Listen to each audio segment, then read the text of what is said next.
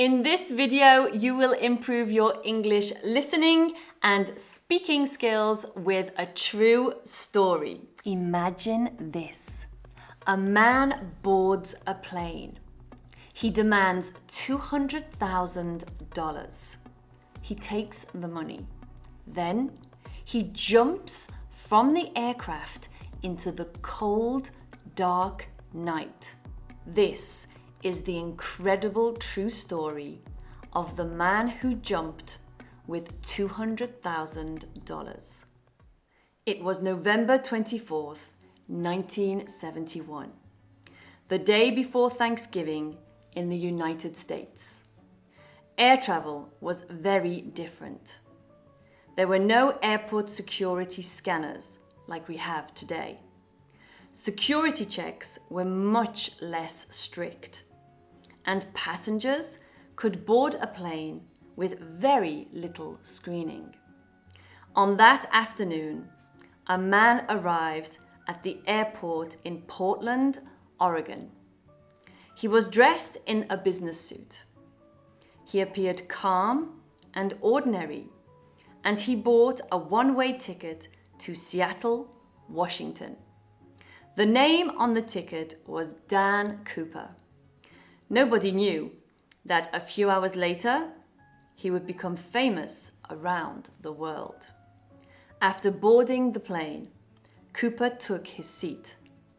The flight was short, only about 30 minutes long.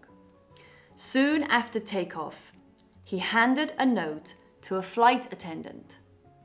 At first, she thought it was a phone number, but it was not. The note said that he had a bomb and he asked her to sit beside him. Then he opened his briefcase slightly.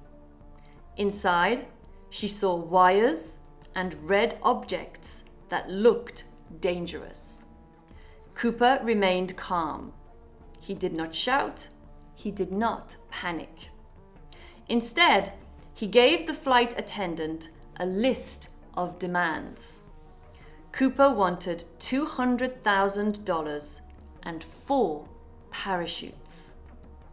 The crew informed the pilots, and the pilots informed the authorities on the ground. While the plane continued towards Seattle, officials worked quickly. They gathered the money, they found the parachutes, and they prepared for the plane's arrival. The passengers had no idea what was happening. Most of them believed it was a normal flight. When the aircraft landed in Seattle, Cooper's demands were met. The money and the parachutes were delivered. Then Cooper released all of the passengers. No one was injured, but the story was far from over. After the passengers left, Cooper kept several crew members on board. Then he gave new instructions. He wanted the plane to take off again. As the plane flew through the dark night, Cooper sat alone near the back. The crew remained in the cockpit. Nobody knew exactly what he was planning. Outside, the weather was cold. There were clouds and some rain, and below the aircraft were forests and mountains. Then something unusual happened. The crew became aware that the stairs at the back of the aircraft had been lowered. A short time later, Cooper jumped from the plane. He was carrying a parachute and he was carrying the money. When the plane landed safely, Cooper was gone. The authorities immediately began a huge search. The FBI opened an investigation and agents searched forests. They followed leads. They interviewed witnesses and they examined every piece of evidence they could find. But there was a problem. no one knew exactly where Cooper had landed. The area below the plane was large, remote, and difficult to search. Days became weeks, weeks became months. Still, there was no sign of Cooper. No body, no parachute, no clear answers. The years passed, and the FBI investigated hundreds of suspects. Many people claimed to know who Cooper was, but no theory could be proven. Then, in 1980, an important discovery was made. A young boy was playing near a river in Washington state. There, he found several bundles of $20 bills. The serial numbers on the bills matched some of the money given to Cooper. It was the first major piece of evidence found outside the plane. But it only created more questions. How did the money get there? What happened to the rest of the money? And what happened to Cooper? Nobody knew. The hijacking changed air travel in the United States. Before Cooper, airport security was much simpler. After the hijacking, security became much stricter. Airports introduced new safety measures. Passengers and luggage were checked more carefully. The crime had a lasting impact on aviation, even though the criminal was never found. More than 50 years later, the mystery remains unsolved. Nobody knows for certain whether Cooper survived the jump.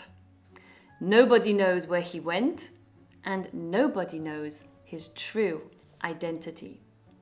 In 2016, after decades of investigation, the FBI announced that it would no longer actively investigate the case. But the story continues to fascinate people around the world. D.B. Cooper remains one of the greatest unsolved mysteries in American history. Now let's do a quick quiz to see if you understood the story. If you need more time to answer, don't forget to press pause and answer out loud for extra speaking practice. Are you ready?